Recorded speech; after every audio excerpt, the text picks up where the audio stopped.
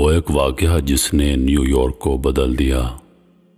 آپ کو شاید یہ جان کر حیرت ہوگی کہ امریکہ کا مشہور شہر نیو یارک بھی کبھی ہمارے کراچی کی طرح بہت عرصے تک بدامنی کا شکار رہا۔ یہ 1980 اور 1990 کی دہائی تھی جب نیو یارک دنیا کے بدامن ترین شہروں میں شمار ہوتا تھا۔ شہر پر مافیا کا قبضہ تھا، گلی گلی میں گینگ بنے تھے۔ یہ گینگ موٹر سائیکلوں پر بیٹھ کر شہر میں نکلتے اور راستے میں ہر شخص کو لوٹ لیتے۔ شہر میں ڈرگز عام تھی، قتل و غارت گری، اغوا برائے تاوان، عصمت دری، عصمت فروشی اور فراڈ معمول تھا۔ نیو یارک شہر سے ہر روز 30-40 لاشیں نکلتی تھیں اور یہ لوگ عموماً ڈکیتی کے دوران مارے جاتے۔ شہر میں خوف کی یہ صورتحال تھی کہ لوگ شام 6 بجے کے بعد گھروں سے نہیں نکلتے تھے۔ پورے شہر میں جرائم پیشہ افراد کی حکومت تھی۔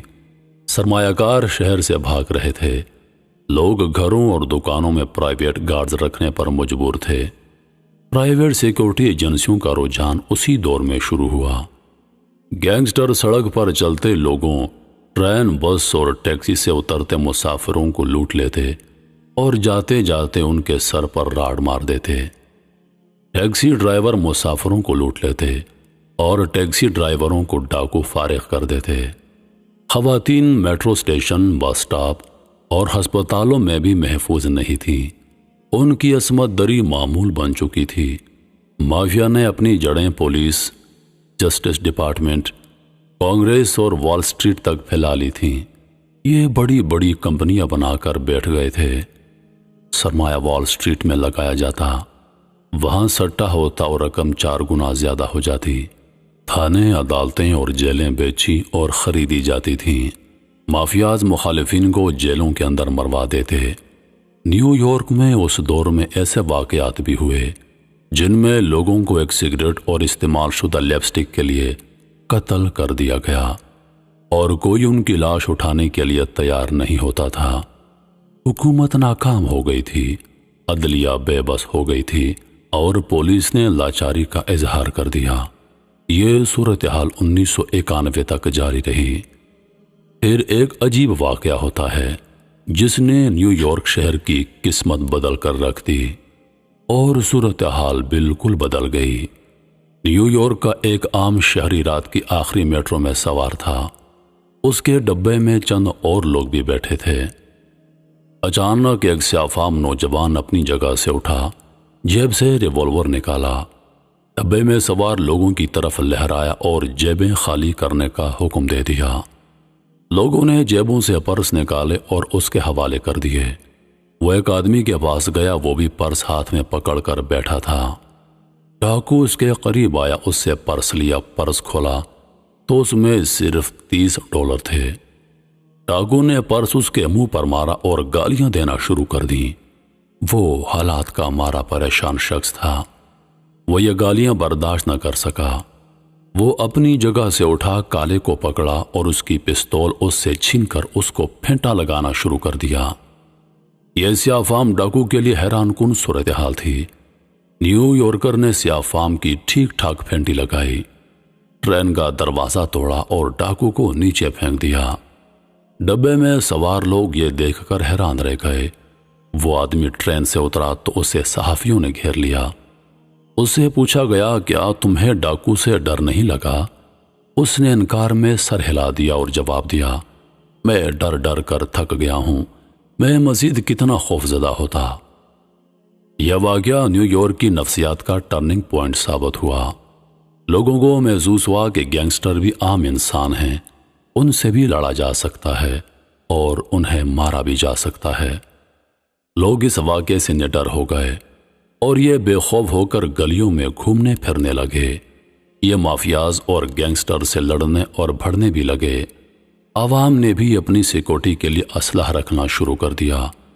اب ڈاکوؤں کو لوٹ مار کے لیے 1000 بار سوچنا پڑتا تھا۔ یہ تبدیلی بظاہر بہت اچھی تھی۔ عوام کو بے خوف ہونا چاہیے۔ عوام جب تک اپنے حقوق کے لیے کھڑے نہیں ہوتے یا جب تک لڑتے نہیں، یہ اپنے حقوق حاصل نہیں کر سکتے۔ مگر امریکی حکومت کا رد عمل بالکل مختلف ہوا۔ وہ رد عمل کیا تھا؟ ہم اس طرف آنے سے قبل امریکی معاشرے کا ایک اور پہلو بھی ڈسکس کرتے ہیں۔ دنیا میں سب سے زیادہ نفسیات دان، نفسیاتی تجربہ کار اور نفسیاتی فلاسفر امریکہ میں موجود ہیں۔ حکومت اپنی زیادہ تر پالیسیاں ان کے مشورے سے بناتی ہے۔ یہ لوگ سوشل سائیکالوجسٹ اور ماب سائیکالوجسٹ کہلاتے ہیں۔ نیو یارک کا یہ واقعہ جو ہی سامنے آیا، امریکہ کے اعلیٰ ترین نفسیات دانوں نے حکومت کو فوراً وارننگ دے دی۔ نفسیات دانوں کی متفقہ رائے تھی کہ یہ ایک واقعہ پورے امریکہ کو تباہ کر دے گا۔ حکومت نے اگر اس واقعے کا نوٹس نہ لیا تو یہ یونائٹڈ اسٹیٹس آف امریکہ 10 برسوں میں 50 ملک بن جائے گا۔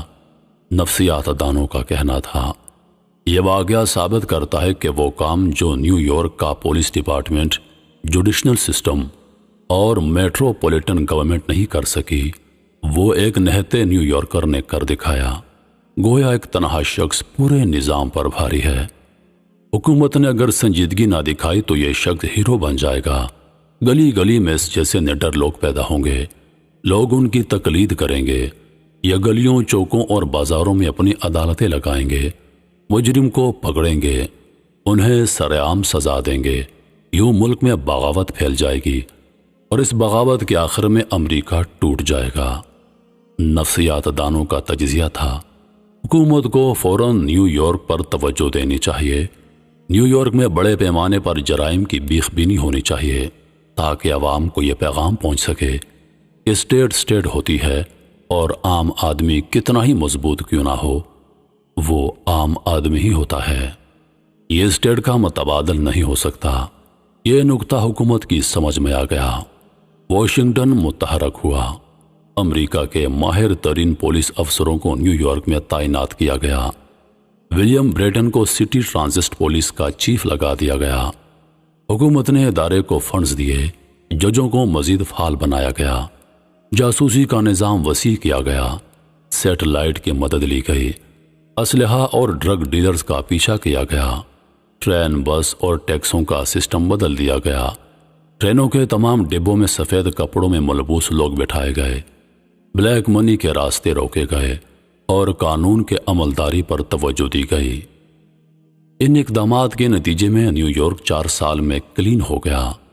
1994 میں ولیم بریٹن کو نیو یارک پولیس ڈپارٹمنٹ کا کمشنر مقرر کر دیا گیا۔ قتل و غارت گری رک گئی، ڈکیتیاں ختم ہو گئیں، عصمت دری اور لوٹ مار بھی دم توڑ گئی اور اسلحے اور ڈرگز کی تجارت بھی بند ہو گئی۔ یہ ماڈل اس قدر کامیاب تھا کہ اگست 2021 کو جب لندن میں فسادات پھوٹ پڑے اور 5 دن میں سینکڑوں دکانیں، گھر اور گاڑیاں جلا دی گئیں، تو برطانوی وزیر اعظم ڈیوڈ کیمرون نے نیو یارک سے یہ ماڈل منگوایا۔ ولیم بریٹن کو نیو یارک سے بلوا کر اپنا مشیر بنایا اور لندن میں بھی نیو یارک کی طرز پر کام شروع کر دیا۔ ہم بھی اس ماڈل کو فالو کر کے اپنے ملک کو امن کا گہوارہ بنا سکتے ہیں اور چوری، راہ زنی، ڈکیتی اور مافیا سے نجات پا سکتے ہیں۔ صرف ضرورت اس کو سختی سے نافذ کرنے کی ہے، جو کہ بظاہر مشکل نظر آتی ہے۔ اللہ پاک آپ سب کا حامی و ناصر ہو۔ اللہ حافظ۔